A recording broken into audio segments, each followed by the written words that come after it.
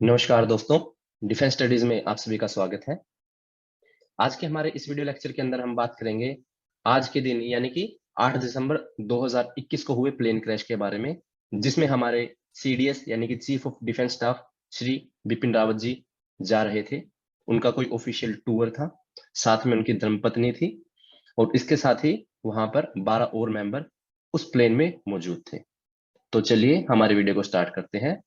तो हमारी ये जो न्यूज आ रही है वो ये आ रही है कि जो इंडियन एयरफोर्स का एक एमआई हेलीकॉप्टर था, उसके अंदर जनरल बिपिन रावत थे ऑन बोर्ड मेंबर, और उनका आज एक्सीडेंट हो गया कुन्नूर जिले के अंदर।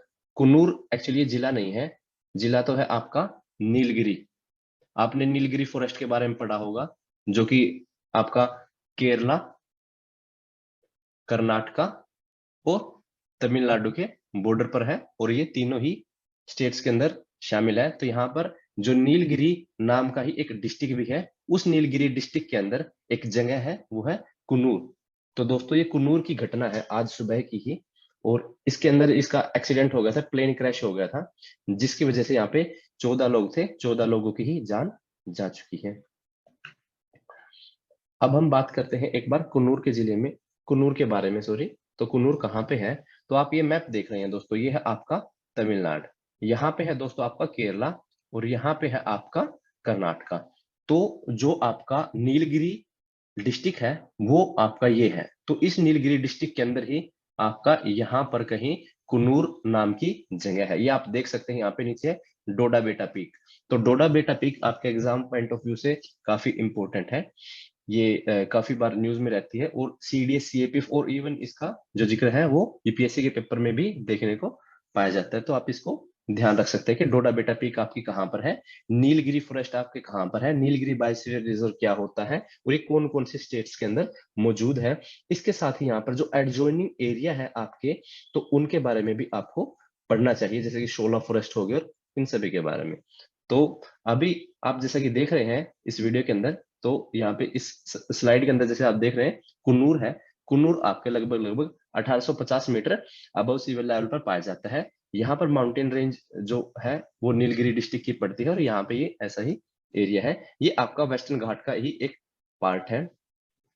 जो इसका जो बॉर्डर है वो केरला और कर्नाटका के दोनों के ही बॉर्डर से ज्यादा दूर नहीं है। इसके जो सबसे कर्नाटक की जो सबसे पास सिटी है वो आपकी बेंगलोर, और कोच्चि है आपकी केरला की। जो कोयम्बटूर है यानी कि जो तमिलनाडु के अंदर है कोयम्बटूर, वो यहाँ पर है। देखिए कोयम्बटूर यहाँ पे है, तो यहाँ से इसके बीच में भी कोई ज्यादा डिफरेंस नहीं है। तो ये सभी के सभी ही इसके इंपॉर्टेंट सिटीज इसके पास में ही है। अब हम देखते हैं कि जनरल रावत की कुछ आउटस्टैंडिंग कैरियर की हाइलाइट्स के बारे में, कि उन्होंने अपनी जिंदगी के अंदर क्या क्या किया है। तो सबसे पहले तो बात यही है कि आज उनकी दुखद पूर्ण तरीके से मौत हो गई है, और वो अपने किसी काम की वजह से डिफेंस सर्विसेज स्टाफ कॉलेज के पास से ही गुजर रहे थे, और वहीं से वो कहाँ पर है, वो आपका ऊटी के अंदर, तो वहीं पास से ही गुजरते, वहां पे उन्होंने खुद कोर्स वगैरह किया है।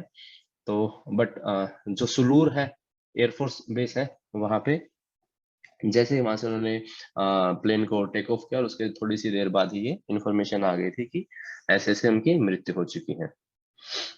तो अभी उस उनके जीवन काल की कुछ हम इंपॉर्टेंट न्यूज को देख लेते हैं, कुछ इंपॉर्टेंट पॉइंट्स को देख लेते हैं। General Rawat has an outstanding career, ठीक है। तो डिफेंस फोर्सेस के उन्होंने 4 डिकेड्स से भी ज्यादा उन्होंने अपना काम किया, यानी लगभग लगभग 40 साल से भी ऊपर वो काम कर चुके हैं। वो पहले आपके ज्वाइंट चीफ थे ट्राई सर्विसेज के। ज्वाइंट चीफ किसको बोलते हैं दोस्तों? ज्वाइंट चीफ बोलते हैं सीडीएस को। सीडीएस क्या होता है? Chief of defence staff. Chief of defence staff आज के टाइम पे दोस्तों आर्मी के अंदर होल्ड करने वाली सबसे हाईएस्ट पोजीशन है। हालांकि एक और पोजीशन है जिसको हम बोलते हैं फील्ड मार्शल। लेकिन फील्ड मार्शल दोस्तों पोजीशन नहीं है, वो एक ऑनररी रैंक है, तो वो ऐसे अचीव नहीं की जा सकती।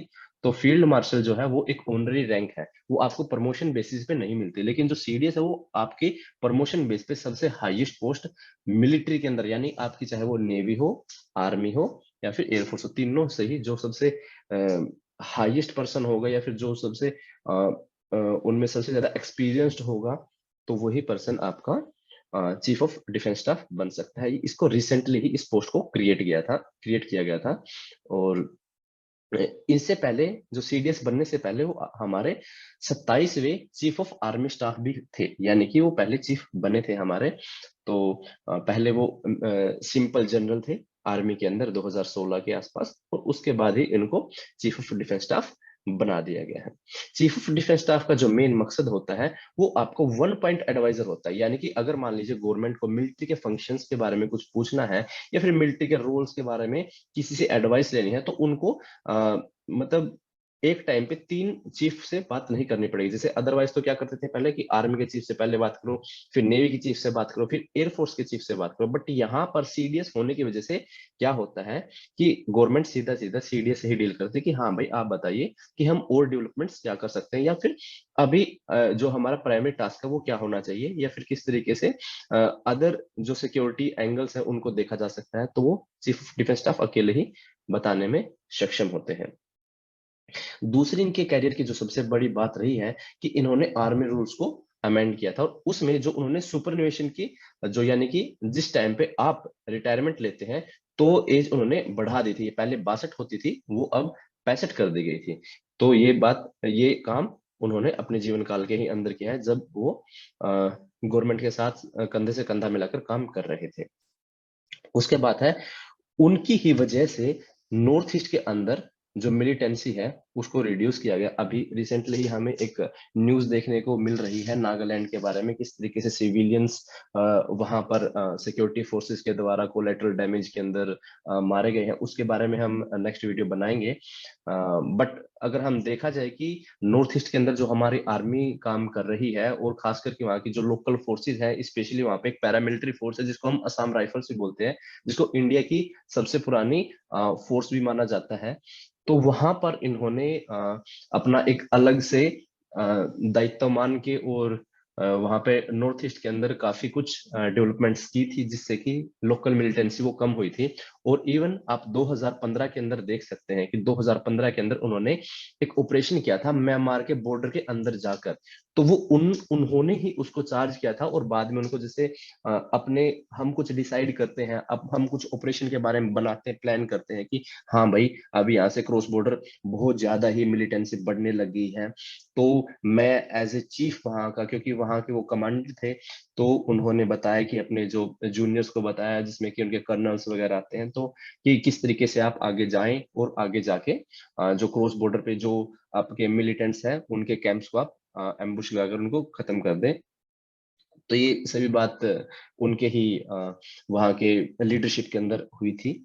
तो वहां पे जो मेन जो उन्होंने टारगेट किया था वो एनएससीएन के को किया था। एनएससीएन के क्या है? एनएससीएन ये खापलांग वहाँ की दोस्तों एक लोकल मिलिटेंट ऑर्गेनाइजेशन है, जो कि खास करके नागालैंड और मणिपुर के अंदर एक्टिव है। तो वो उसको खत्म करने के लिए उन्होंने ये ऑपरेशन किया था। उसके बाद आते हैं हम फोर्थ पॉइंट के ऊपर। तो फोर्थ पॉइंट क्या कहता है दोस्तों, 2016 के अंदर जो आपकी सर्जिकल स्ट्राइक का प्लान था, तो उसको भी उन्होंने लीड किया था एक तरीके से एज ए नॉर्दर्न कमांडर। तो नॉर्दर्न कमांडर सॉरी, उस टाइम पे वो चीफ ऑफ डिफेंस स्टाफ थे, तो उस टाइम पे चीफ ऑफ डिफेंस स्टाफ रहते हैं, उन्होंने ये डिसीजन लिया था कि सर्जिकल स्ट्राइक को किया जाएगा। और वो कहाँ पे की गई थी? आपकी पाकिस्तान ऑक्युपाइड कश्मीर के अंदर की थी, एलओसी को क्रॉस करने के बाद। ठीक है दोस्तों, उसके बाद उनकी वजह से ही उन्होंने जो काउंटर इंसर्जेंसी है और हाई एल्टीट्यूड वॉरफेयर रीजंस है, खास करके नॉर्दर्न और ईस्टर्न कमांड में। नॉर्दर्न कमांड में आपके सारे के सारे ये कश्मीर और एडजॉइनिंग एरियाज, हिमाचल, ये वाला एरिया आता है आपका। और जो ईस्टर्न कमांड है, ईस्टर्न कमांड में दोस्तों आपके सारे के सारे नॉर्थ ईस्टर्न जो स्टेट्स हैं वहाँ के वो जीओसी रहे थे उस टाइम पे भी उन्होंने किया था। और साथ ही वो उन्होंने एज ए जीओसी कहाँ पे सर्व किया है? साउथ कमांड में भी सर्व किया है। तो यानी कि वो ईस्टर्न कमांड और साउदर्न कमांड में तो थे ही, साथ में उन्होंने नॉर्दर्न कमांड को भी अपना चार्ज लिया है। इससे पहले वो क्या थे? उन्होंने यूएन पीएफ यानी कि United nation piece keeping force. दोस्तों पीस कीपिंग फोर्स क्या होती है? एक कंट्री अपने कुछ फोर्सेस एलिमेंट्स को, चाहे वो आपके नेवी, एयरफोर्स, आर्मी के अंदर, या फिर कोई भी पुलिस फोर्स से भी इवन जा सकते हैं, तो उनको हम as a peace keeping force दूसरे नेशंस में भेजते हैं, जहां पर जो लॉ एंड ऑर्डर की सिचुएशन है वो बहुत ही कमजोर है। जैसे कि डीआरसी यानी कि डेमोक्रेटिक रिपब्लिक ऑफ कोंगो, ये आपका एक अफ्रीका के अंदर देश है, जहां पर बहुत सारे लोकल मिलिटेंट्स है, वो वहाँ के जो पॉलिटिकल सिस्टम है उसको काम नहीं करने करने देते, तो उसकी वजह से वहां पर लॉ एंड ऑर्डर की सिचुएशन बहुत ही खराब रहती है। वहां पर डेली के डेली जो एक्सट्रीमिस्ट एलिमेंट्स है वो फायर करते हैं, वहां पे लोगों को मार देते हैं। तो उन सभी सिचुएशन को डील करने के लिए यूनाइटेड नेशन ने अपनी अलग से एक फोर्स बना रखी है, और उस फोर्स के अंदर जो माना जाता है कि इंडिया के वहां पर सबसे ज्यादा जवान इंडिया से ही बिलोंग करते हैं। और वहां पर जाने के बाद इनको 2 बार क्या मिला था दोस्तों, फोर्स कमांडर्स कमेंडेशन कार्ड उनको दिया गया था। तो उन्होंने मतलब बहुत ही अच्छा वहां पर परफॉर्म करके डेफिनेटली दिखाया होगा, इसी वजह से उनको ये मिला है। उसके बाद दोस्तों ये बहुत सारे ओनर से इनकी सर्विस डेकोरेटेड है काफी, मतलब बहुत ही ज्यादा डेकोरेटेड पर्सन थे। जैसे कि ये पीवीएसएम, पीवीएसएम यानी कि परम विशिष्ट सेना मेडल, उसके बाद आता है आपका उत्तम विशिष्ट सेना मेडल, उत्तम युद्ध सेवा मेडल, उसके बाद है आपका अति विशिष्ट सेना मेडल, विशिष्ट सेना मेडल, युद्ध सेवा मेडल, सेना मेडल, और इसके साथ ही वो एज एन एडीसी भी उन्होंने सर्व कर रखा है। तो उनके पास बहुत सारे जो ओनर्स थे जिससे वो डेकोरेटेड होते थे। और साथ में ही वो स्वॉर्ड ऑफ ऑनर भी थे अपना, जिस टाइम पे वो जिस टाइम पे वो अपने कमिश्निंग डेज में थे, तो वहां पे उन्होंने स्वॉर्ड ऑफ ऑनर को भी जीता था। तो ये भी हर एक का सपना होता है कि जब कोई भी अपने पर्टिकुलर कोर्स में जाता है कि वो स्वॉर्ड ऑफ ऑनर दिया जाए। स्वॉर्ड ऑफ ऑनर जो सबसे ज्यादा काबिल उस समय पे कैडेट होता है, ये स्वॉर्ड ऑफ ऑनर उसी को दिया जाता है। तो ये भी उनका एक खास बात थी। उसके साथ ही जो जनरल रावत थे, उन्होंने यूएसए के अंदर जो जनरल स्टाफ कॉलेज है उसको अटेंड किया था और कमांड भी किया था। तो दोस्तों ये बात है। तो आज की हमारे इस वीडियो के अंदर इतना ही। जय हिंद। और अगर आपको हमारे चैनल से रिलेटेड कोई भी अपडेट चाहिए या फिर कोई भी स्टडी मटेरियल चाहिए, तो आप कमेंट सेक्शन में या फिर डिस्क्रिप्शन में हमने हमारे चैनल का लिंक दिया है, टेलीग्राम लिंक का चैनल है वहां पर। साथ ही वहां पर हमारी एप्लीकेशन है, एंड्रॉइड एप्लीकेशन, और आपकी जो iOS है उसके ऊपर भी आप हमें रजिस्टर कर सकते हैं। तो वहां पर जाके भी हमारे वेरियस कोर्सेज को और वेरियस स्टडी मटेरियल को आप वहां से फ्रीली एक्सेस कर सकते हैं। पर्सनल गाइडेंस प्रोग्राम में अगर आप इनरोल होना चाहते हैं तो वहां से आप हो सकते हैं। तो आप हमें ईमेल कीजिए अगर आपको कोई इस वीडियो से रिलेटेड या फिर किसी भी तरीके से रिलेटेड कोई भी क्वेरी है, या फिर आप टेलीग्राम लिंक से ज्वाइन कर सकते हैं, या फिर आप कहीं पे भी, हम आपको एक नंबर भी दे देंगे, आप उस नंबर को भी जाके हमें व्हाट्सएप कर सकते हैं। तो आज की वीडियो के अंदर दोस्तों इतना ही। जय हिंद, वंदे मातरम।